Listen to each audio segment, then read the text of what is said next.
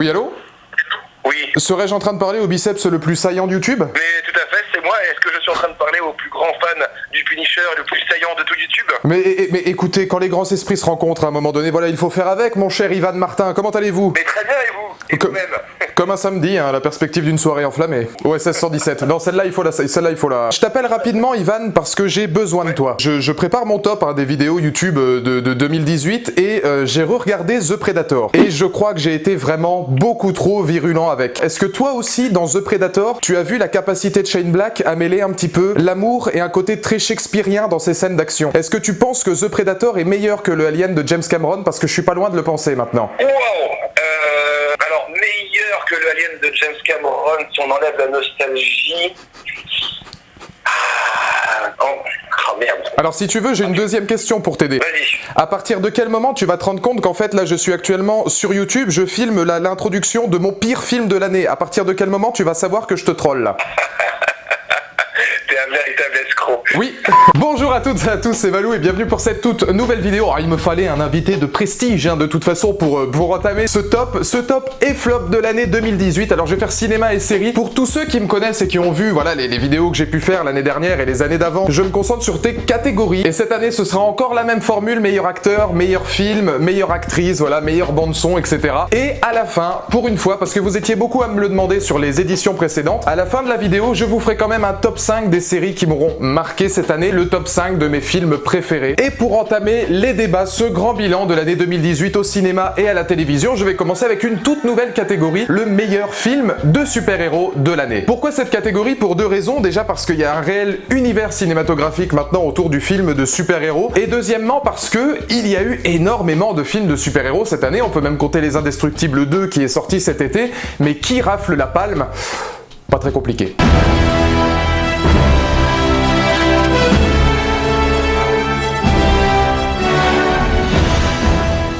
Pour cette première catégorie, je suis bien d'accord que le suspense était proche du néant. Aussi bon Black Panther, Spider-Man New Generation ou même Aquaman furent-ils. Parce qu'on va pas se mentir, l'année 2018 fut l'une des plus riches pour Marvel et DC Comics, avec comme point d'orgue le miracle Avengers.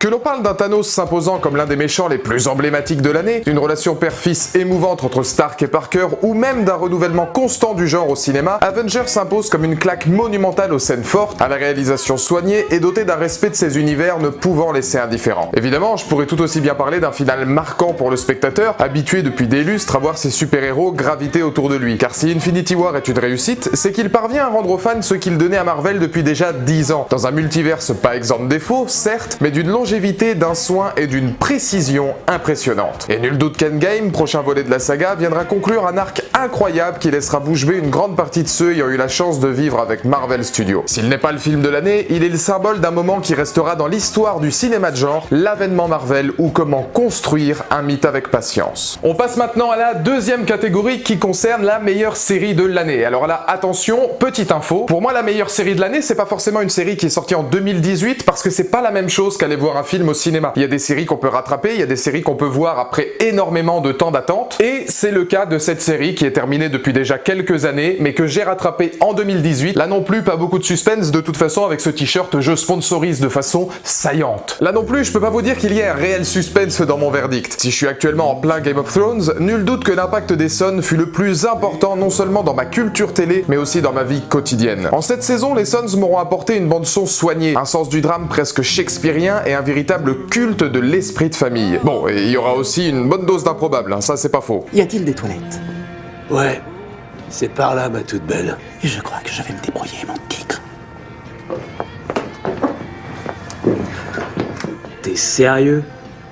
Mais encore aujourd'hui, il n'y a qu'un seul season final que je n'arrive que très difficilement à regarder. Tous demeurent ancrés dans la personnalité nouvelle du spectateur. Et rien de plus normal dans une série coup de poing m'ayant parlé directement sur des sujets ambitieux et difficiles. Je pense notamment à sa façon de mettre en place une société chaotique, une notion familiale forte et la tristesse qui en découle. L'attachement que l'on peut avoir pour chacun des personnages forge également son audience, consciente que les aventures de Jack Steller ne peuvent terminer sur un happy ending. En sens et dans un soin de mise en scène impeccable, Kurt Sutter amène avec lui son spectateur et le fait devenir, le temps d'une rencontre, un membre à part entière de Sam Crow pour le meilleur et surtout pour le pire. Alors si vous n'avez pas encore eu l'occasion de vous pencher sur Sons of Anarchy, il est grand temps d'y remédier pour ne pas en sortir indemne. Place maintenant à la meilleure catégorie de cette année. Vous le savez, d'habitude il y a la pire déception et le pire film. Eh bien le long métrage dont je vais vous parler aujourd'hui, que vous vous êtes spoilé pendant l'intro, hein. Il réussit à faire les deux, et rien que pour ça, je pense que c'est un chef-d'œuvre, c'est biblique. Ah, il a fait mieux que Pacific Rim 2, qui aurait été largement numéro 1 hein, si ce film-là n'était pas sorti. Mon Dieu, mon Dieu, mon Dieu, comment on peut passer d'Arnold à Danny et même Adrian pour les plus courageux, hein, à une bande de scouts dirigée par le seul homme qui aurait pu renouveler la franchise pour la couler, sans pression, à base d'idées improbables, de viols et de studios fracassant les 3/4 de son œuvre. Triste à dire, aussi bien dans l'attachement que je peux avoir pour la créature du Predator que pour les anciens films, dont j'espérais non pas un remake mais bien une évolution dans le respect de la licence, il n'y a rien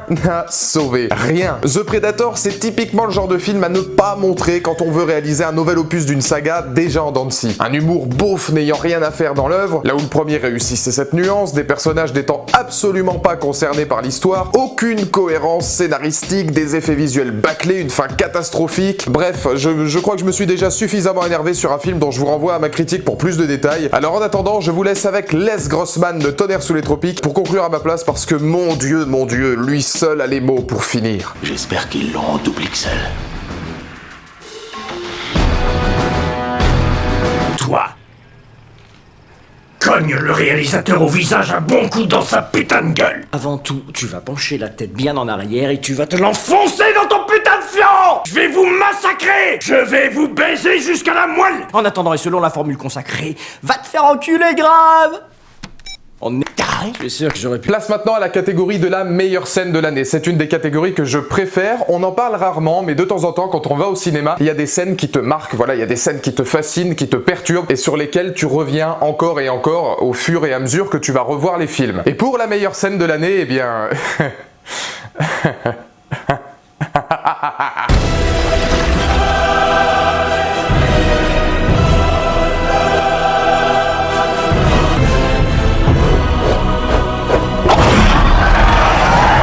Évidemment que vous alliez avoir du Jurassic World Fallen Kingdom, et si prochaine vidéo il y aura en 2019, je me devais d'en parler ici avec la scène la plus impressionnante de l'année selon moi, la science de l'horreur au service d'un culte. Abordée dans un premier temps par une image sombre et une esthétique gothique propre au réalisateur, qu'on accentue d'emblée par le génie musical de Michael Giacchino, la suite se dévoile comme le génie Bayona. Tout est d'ailleurs rapidement mis en place pour rappeler à ce fameux cinéma fantastique. La pluie, le tonnerre, un silence oppressant et une bête inconnue dans la plus grande tradition du cinéma anglais fantastique comme le Loup-garou de Londres. Par sa mise en scène, son installation constante du suspense et l'utilisation sommaire de l'Indoraptor, il le dessine non pas comme un dinosaure, non pas comme un hybride, mais comme sa créature de cauchemar. Il réinvente le genre tout en respectant les codes filmiques de Spielberg depuis 1993. L'Indoraptor s'invite donc comme une créature horrifique, la présence de Maisie se cachant d'ailleurs dans son lit, en particulier sous la couette renvoyant à la peur elle-même, cette peur viscérale que tout spectateur a dû avoir une fois dans son enfance, celle de l'inconnu où la chambre demeure le seul espace qu'une jeune fille peut voir comme sécuritaire. Si cette scène fut celle que j'ai pris le plus de plaisir à retrouver au fil de mes visionnages, elle en demeure donc également cruciale pour comprendre l'intention de Bayona au sein du métrage, et en voir tout le génie de sa pellicule, l'horreur au service d'une franchise. Puissante, novatrice, inoubliable,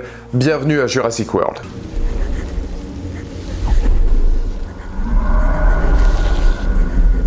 On entame maintenant les 3 catégories finales, les 3 catégories les plus importantes de cette année 2018, et honneur à la gente féminine tout d'abord, qui fut la meilleure actrice selon moi de l'année. Pour cette distinction, je peux vous le dire, on rentre dans le plus compliqué. Si Margot Robbie dans Moi, Tonya et la métamorphose de Lady Gaga dans A Star is Born offraient une sérieuse concurrence, j'ai finalement opté pour Sally Hawkins et sa forme de l'eau. Car Hawkins représente pour moi tout l'univers de Guillermo del Toro en un seul film. Impeccable dans une tendresse qu'elle ne parvient à dévoiler que via une créature incomprise, tout comme elle et sa condition de femme muette, l'histoire d'amour interdite que prône Del Toro est une des plus difficiles à mettre en scène. Et c'est là, en réussissant à la rendre crédible et attachante, que Sally Hawkins devient pour moi la plus grande actrice de l'année.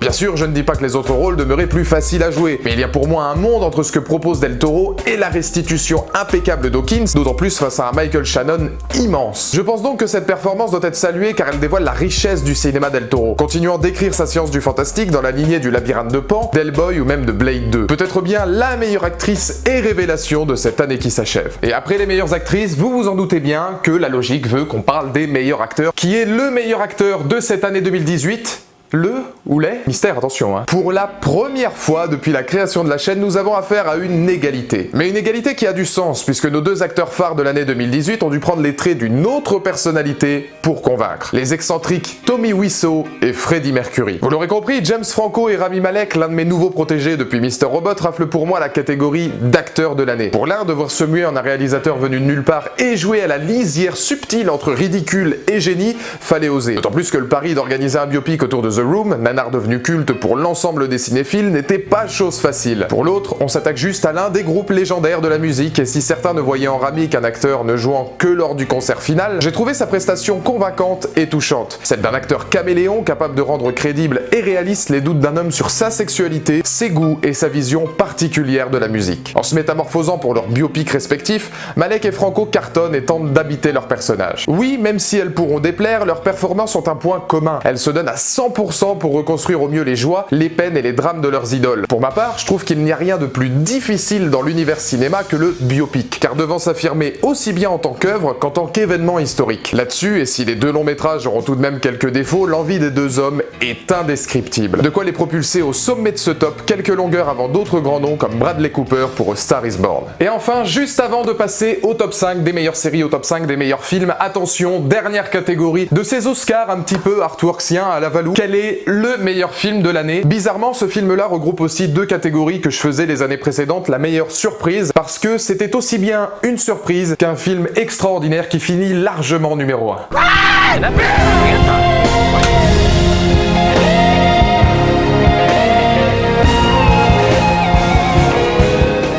Pour la petite anecdote, j'étais même pas censé aller voir ce film. Et c'est peut-être le plus intéressant au cinéma, quand une surprise devient irrémédiablement culte. Oui, je suis tombé complètement dingue du Black Landsman de Spike Lee, et ce sur tellement d'aspects différents que je sais même pas par où commencer. Marquant pour le retour de Spike Lee, le grand Spike Lee, et ce derrière la caméra dans un de ses sujets de prédilection. Marquant pour le clin d'œil d'y inclure le fils Washington, dont le père demeure la référence de Spike à l'écran pour son rôle titre. Marquant pour l'y avoir associé un Adam Driver remarquable et une plâtrée de second rôle géniaux dans un film choc, coup de poing et intemporel. Pour ceux qui me connaissent, vous savez très bien l'amour que je porte à la culture afro-américaine et à ce que nous lui devons au quotidien, que ce soit à travers l'art, le sport ou la société moderne. Alors non, je ne pouvais pas passer à côté. Passer à côté d'un film violent mais à l'humour attachant, aux scènes vibrantes et à la bande-son extraordinaire. Par ses riffs de guitare et son aspect funk soul typique de l'époque, Terence Blanchard propose une soundtrack collant parfaitement au décor, à l'ambiance et aux traits de caractère des principaux personnages, dont plusieurs phrases marqueront définitivement le spectateur sur les problèmes de société de l'époque. J'ai aucun doute quand il faut tuer des nègres.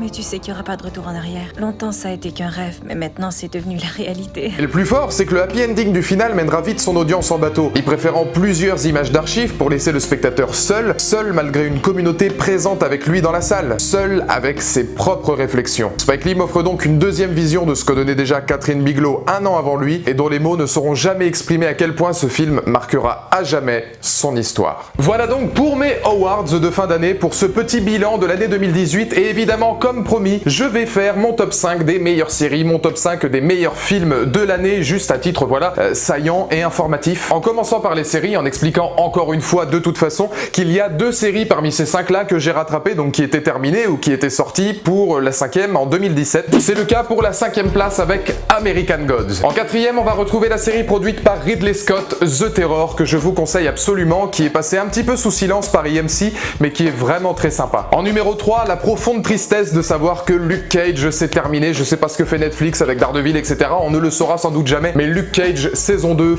petits oignons. En numéro 2, alors là, il faut absolument que je remercie Cora, parce que sans elle, je n'aurais même jamais entendu parler de cette série Mr. Robot, dont la saison 3 a été cette année et que j'ai rattrapé d'emblée. C'est un chef-d'œuvre, un épisode de 55 minutes en plan séquence. À partir de ce moment-là, tu sais que de toute façon, c'est brillant. Et en numéro 1, et ça, c'est pas une surprise par rapport à ce que vous avez vu, encore une fois, merci Cora de m'avoir donné l'envie de regarder cette série, Sons of Anarchy. Ça me forever, hein, d'un autre côté. Et pour conclure la dernière minute de cette dernière vidéo de l'année 2018, mon top 5 des meilleurs films de l'année. Et en numéro 5, Avengers Infinity War. Je sais que ça pourrait être assez décrié, je sais que c'est pas forcément le meilleur film de l'année, mais il m'a plu, il m'a marqué, il m'a touché. Que faut-il de plus? En numéro 4, un chef-d'œuvre. Alors Scott Cooper, d'un autre côté, il avait fait Les Brasiers de la colère, qui est dans mon top 10 all-time, donc ça m'étonne pas trop. Encore une fois avec Christian Bale. C'est Hostile que j'ai rattrapé la semaine dernière, justement, pour pouvoir faire ce top extraordinaire. Je suis content de faire ce top 5, parce que si j'en avais pas parlé, ça m'aurait fait chier. En numéro 3, Ready Player One, le grand retour de Steven Spielberg. Alors beaucoup penseront que c'est un film à outrance, too much. Il m'a parlé, il m'a fait vibrer. Je trouve que voilà, quand t'as Spielberg derrière la caméra, tu sais très bien de toute façon ce que tu vas avoir. En numéro 2, Jurassic World Fallen Kingdom, un blockbuster qui n'en est même pas forcément un film qui se marie parfaitement dans la saga Jurassic, qui devient ce que la saga Jurassic devait devenir de toute façon par les romans de Michael Crichton et aussi par la volonté de Spielberg et celle de Ian Malcolm dès le premier Jurassic Park. Une touche Juan Antonio Bayona, bref de toute façon je suis allé le voir 7 fois au cinéma cette année, donc vous vous doutez bien que le gars, il est objectif. Mais... Et en numéro 1, comme le veut l'adage, Black Klansman de Spike Lee. Alors vous l'aviez déjà vu de toute façon dans cette vidéo, le grand retour de Spike Lee au cinéma. Et maintenant le plus intéressant, et vous dans les commentaires n'hésitez pas à me donner votre point de vue, vos films préférés, votre top 5 séries, votre top 5 films, peut-être votre flop 5 si vous êtes les plus audacieux. Qui a pour vous été le meilleur acteur de l'année, la meilleure actrice, qui a été le meilleur film, le pire film? N'hésitez pas à me le dire, c'était la dernière vidéo de l'année. Alors ça fait quelque chose quand même. Surtout regarde-la la vidéo, parce que là on va partir sur un concept qui n'a jamais été fait encore.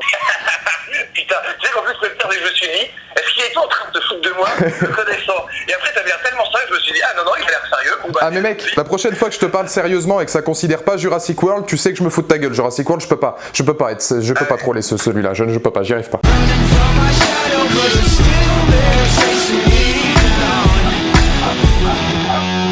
That felt pretty cool.